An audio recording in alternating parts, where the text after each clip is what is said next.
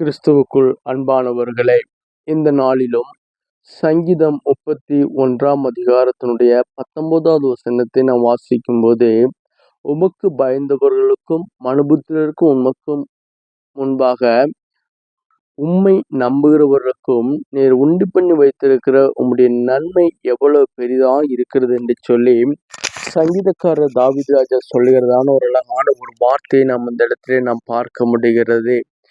அவருக்கு பயந்தவர்களுக்கு கர்த்தர் என்ன செய்கிறார்? பயந்து அவரை நம்புகிறவர்களுக்கு கர்த்தர் செய்கிற நன்மைகள் பெரிதாய் இருக்கும் என்று சொல்லி நாம் வேதத்திலே தெளிவாய் நாம் பார்க்க முடிகிறது.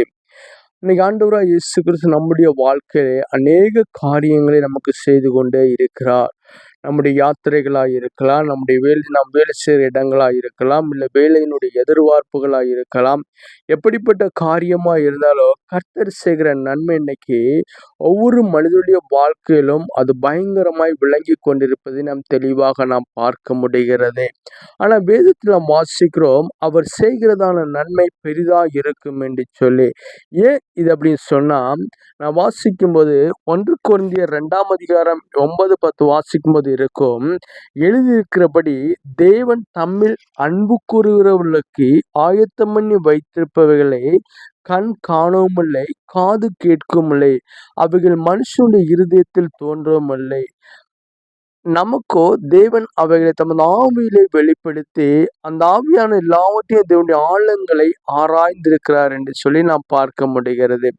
பவுல் நமக்கு ஒரு காரியத்தை பவுலியா நமக்கு சொல்லுகிறாரே, அவர் எதை நமக்கு வெளிப்படுத்த, தேவன் தம்மில் அன்பு கூறுவர்களுக்கு ஆயத்தம் பண்ணி வைத்திருப்பது கண் காணவும் இல்லை என்று சொல்லி நாம பார்க்கிறோம். காது கேட்கவும் இல்லை, அது இருதயத்தில் தோன்றுவதும் கிடையாது. ஏன்னா நினையாத நேரங்கள்ல நாம் சில காரியம் நம்முடைய வாழ்க்கையில நடக்குமா நடக்காதா என்று சொல்லி ஏங்கி கொண்டே இருப்போம். இது எப்ப நடக்கும் என்று சொல்லி நாம் ஏங்கி கொண்டிருப்போம். ஆனா அவர் செய்கிற நன்மை அது எப்படிப்பட்டதா இருக்குது அப்படின்னு சொன்னா, நாம் நினையாத நேரங்களில் நான் நினைச்சேன், என் கண் காணவும் இல்லை, என் இருதயத்தில் தோன்றவும் இல்லை. ஆனால் கர்த்தர் எனக்கு வைத்திருக்கிற நன்மைகளை அவர் என்ன செய்ய எனக்கு தெளிவாய் செய்வதை நாம் பார்க்க முடிகிறது. அவளே தமது ஆவியினாலே வெளிப்படுத்தி அந்த ஆவியான எல்லாவற்றையும் தேவனுடைய ஆழங்களை அறிந்திருக்கிறார் என்று சொல்லி நம் வேதத்திலே நாம் பார்க்க முடிகிறது. ஏன்னா பவுலியா சொல்றாரு, ஞானத்தை மனிதனுடைய அறிவினாலோ தத்துவ ஞானத்தினாலே என்ன செய்ய கட்டுக்கதனால மறைவினாலே நம்ம என்ன செய்ய முடியாது, எந்த இடத்திலும் நம்ம கண்டுபிடிக்கவே முடியாது. நாம் கண்டுபிடிக்க வேண்டிய ஒரே ஒரு இடம் எது என்று சொன்னால், அது தேவ ஆவியினாலே மட்டும்தான் கண்டுபிடிக்க முடியும். என்னுடைய ஞானத்தினால் எல்லாம் வெளிப்படுத்த முடியுமா என்று சொன்னால் நிச்சயமா முடியாது. வேதம் சொல்லுகிறது, பலத்தினாலும் அல்ல பராக்கிரமத்தினாலும் அல்ல, தேவ ஆவியினாலே சகலமும் ஆகும் என்று சொல்லி நம்ம பார்க்கிறோம்.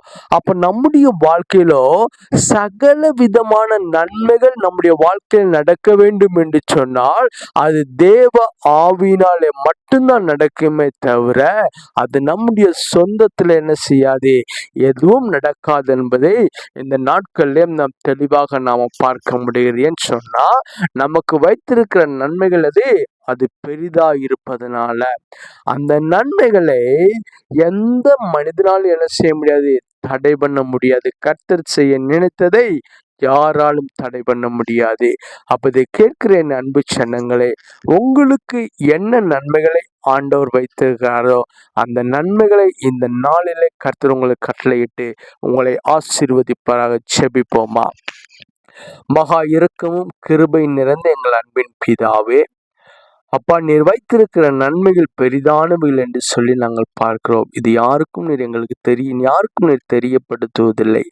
ஆனால் உம்முடைய ஆவியினாலே நீர் எங்களுக்கு அதை வெளிப்படுத்துகிற தேவன் என்று சொல்லி திட்டமாய் நாங்கள் பார்த்தோம். ஆண்டவரே, அப்படிப்பட்டதான அனுபவத்தை நீர் எனக்கும் எங்களுக்கும் கொடுத்து ஆண்டவரே, இந்த பூமியிலே நாங்கள் நன்மைகளை நாங்கள் அனுபவிப்பதற்கும் உம்முடைய ராஜ்யத்தை நாங்கள் சுதந்திரித்துக் கொள்வதற்கும் தேவன் எனக்கு உதவி செய்யும்படியாக ஜெபிக்கிறோம்.